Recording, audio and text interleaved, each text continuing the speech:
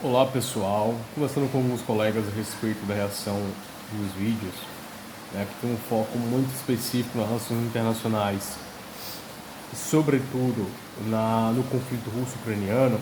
Me foi feita uma sugestão e, como tudo que vocês sugerem eu passo a acatar, porque o canal é principalmente feito para vocês, a respeito de tratar sobre outros assuntos, sobre outros ramos do conhecimento do próprio canal. Ter uma vocação universal de conhecimento, tratando assuntos da história da civilização, história das guerras, história da economia, não está preso a uma espécie de especialização. E pediu para falar sobre a respeito do tema da família, mas da humanidade antiga, o culto aos mortos. E aí eu fiz uma pesquisa muito breve, não sou especialista no assunto, mas a gente sabe, que tem alguns compilados, alguns tratados sobre a Roma Antiga, sobre a Atenas Antiga. E em Totem e Tabu, o Freud ele comenta que a estrutura de parentesco, que ele já estava fazendo um mapeamento antropológico a respeito dessas famílias, elas seguiam uma espécie de estrutura universal, né? Mas falando sobre Roma e Grécia, Atenas principalmente, vou usar Atenas como um tipo ideal, havia o fenômeno da chamada metapsicose. Eles não tinham noção, há 2000 anos antes de Cristo, de céu e inferno, local de beatificação, local de punição.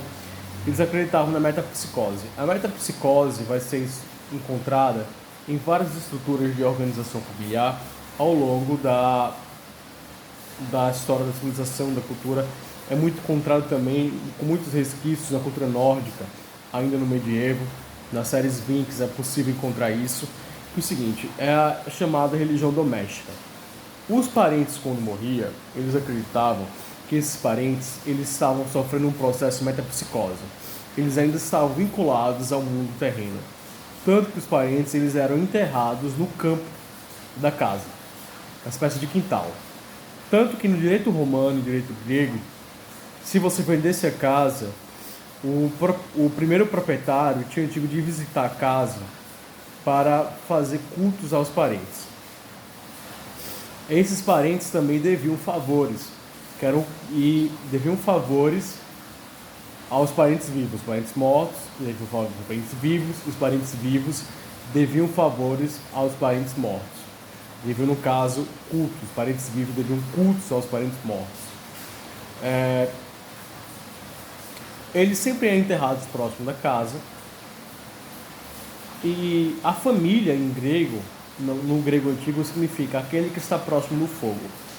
O fogo, e também na mitologia grega, é endeusado, certo? Há uma espécie de naturalismo nessa filosofia da religião.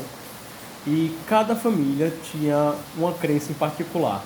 O fogo, mesmo sendo sagrado, sacralizado, não era uma divindade universal. Cada família tinha sua divindade própria, tinha os seus próprios deuses. E aí a sacada do Freud, é a partir dos casamentos exogâmicos, os casamentos feitos fora do parentesco familiar para evitar o incesto e o evento de problemas adquiridos geneticamente na formação da criança, é que foram se criando a unificação e o panteão dos deuses. O Freud ele diz encontrar uma estrutura universal de cultura em padrões de cultura a partir das expedições dos antropólogos evolucionistas, o Taylor, o Fraser, o Morgan, que ele vai criar a noção de totem e tabu. Então os casamentos eles eram feitos grupalmente, depois eles eram feitos mais privadamente, porém seguindo a lógica do casamento exogâmico, para evitar justamente o incesto. E tudo que era natural era tratado de forma sobrenatural depois. Era tratado como mito, era mitificado. Por exemplo, o mito de Édipo, a respeito do Freud. E